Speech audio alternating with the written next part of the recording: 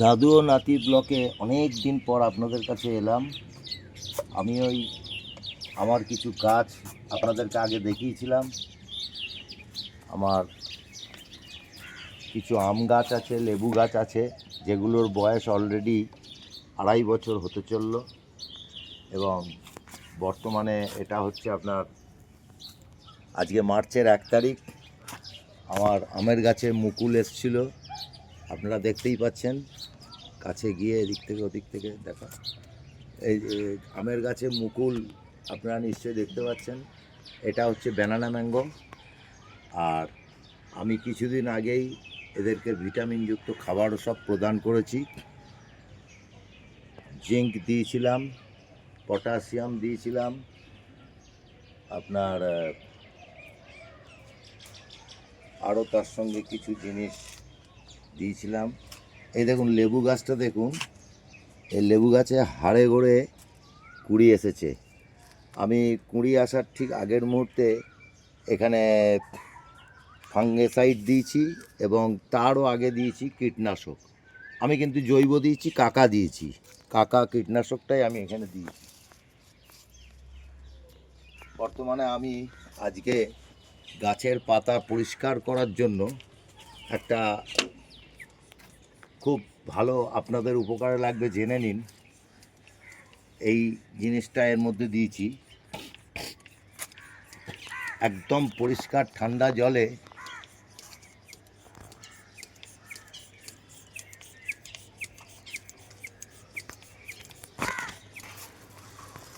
আপনারা দেখুন, আমি এখন স্প্রে করছি।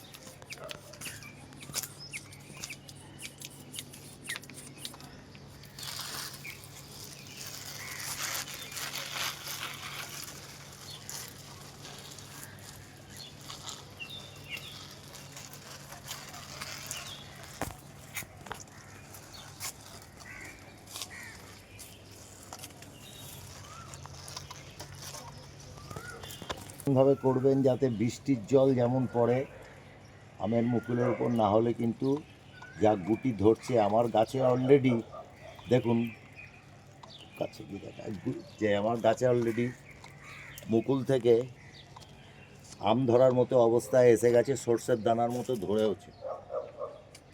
আর পরবর্তীকালে দেখুন এই পাশের গাছটি, এই গাছটি হচ্ছে লেবু গাছ।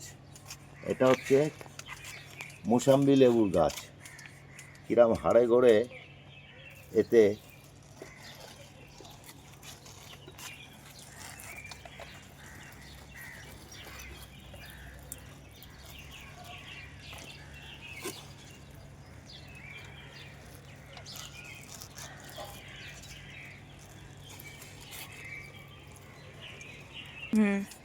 তো আপনারা নিশ্চয়ই দেখছেন আমি গাছে স্প্রে করছি।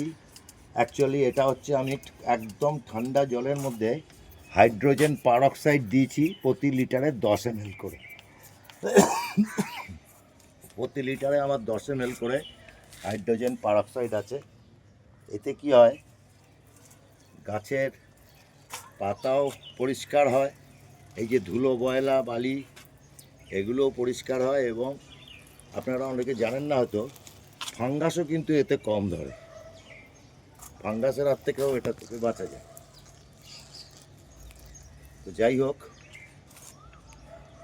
অবশ্য এর আগে আমি এই গাছে প্রায় দিন 15 আগে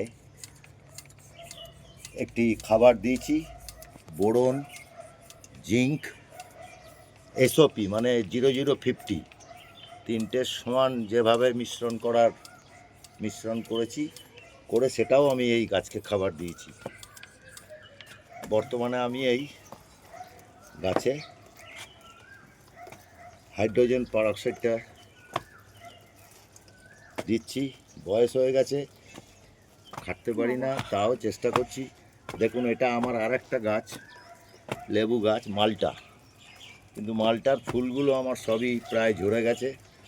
একটি লেবু শুধু দেখা যাচ্ছে, একটি লেবু ধরেছে। এপাশে দেখুন, এপাশে আসুন, এপাশে কিন্তু গাছটা ছোট গাছ হলেও এরও কিন্তু বয়স 2 বছর। এতে কিন্তু আমি বেশ গোটা 10-12টা গুটি দাঁড় করতে পেরেছি। এটাও একটা মালটার গাছ।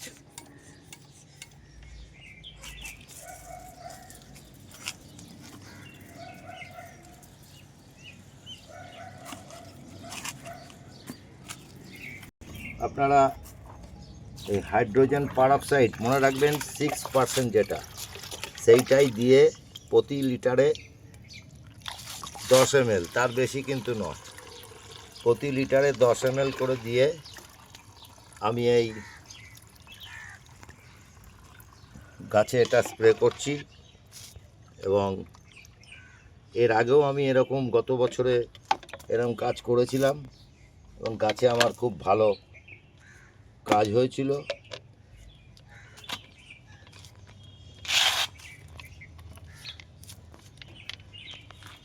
দেখুন আমার এই পেয়ারা গাছটা, দেখুন এই পেয়ারা গাছটা আমি রিপোর্ট করেছিলাম এবং তারপরে এটা ছিল অ্যাকচুয়ালি 8 ইঞ্চিতে, তারপর এটাকে এই 12 ইঞ্চির জলের জারে, 12 ইঞ্চি কি এটা হয়তো আর 20 লিটার জল, এটাকে আমি রিপোর্ট করেছি এবং বর্তমানে এর খুবই সুন্দর চেহারা হয়েছে। পেয়ারার এখনও কোনো ফুল টুল আসেনি অবশ্য, আশা করছি পরবর্তীকালে একটু গরম পড়লে বা বর্ষার আগে হয়তো আসবে।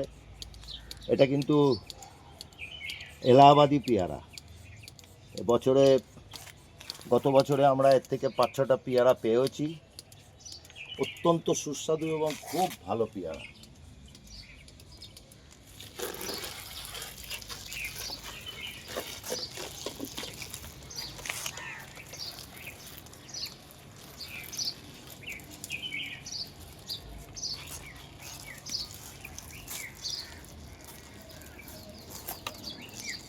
এবার দেখুন সামনে আমার একটু এগিয়ে গেলে বুঝতে পারবেন আমার এটা কাটিমনের গাছ, কাটিমন আমের গাছ। কিন্তু আমি জানি না, আমার গাছটা কিন্তু মুকুলগুলো প্রায় শুকিয়েই গেল। 2-1টা আম আছে হয়তো, জানি না এ হবে কি আদৌ হবে না, আমার কোনো ভুল ত্রুটি হয়েছে কি না তাও বুঝতে পারিনি। আমি কিন্তু যেরকম নিয়ম মানা সেরকমভাবেই একে জল টল সবই দিয়েছিলাম। জানি না কেন এরকম হলো।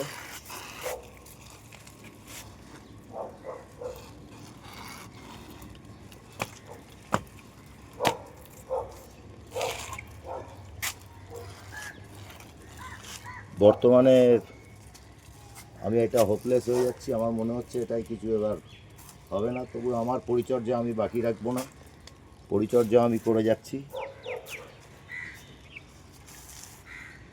আর এপাশে দেখুন একটা ল্যাংচা সবেদার গাছ, এতে কিন্তু প্রচুর ধরেছে, প্রচুর কিন্তু ফুল আসছে এবং গাছটি আমার খুব ভালোভাবে দাঁড়িয়ে গেছে। আশা করছি এইবারেও এতে ল্যাংচা সবেদা ধরবে।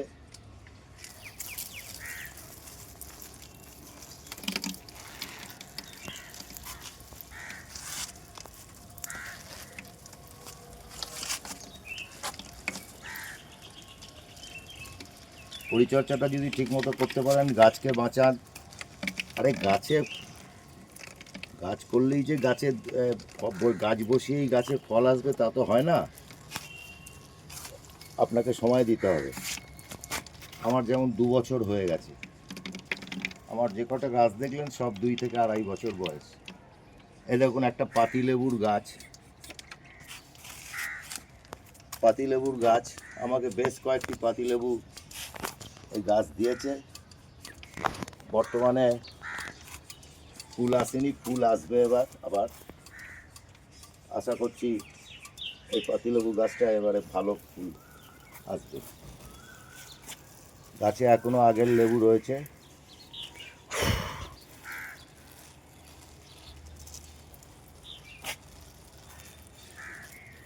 তো এই সঙ্গে আমি আমার ব্লগ শেষ করছি। আমি পুনরায় আবার ফল হয়ে গেলে তখন আপনাদের কাছে আসব।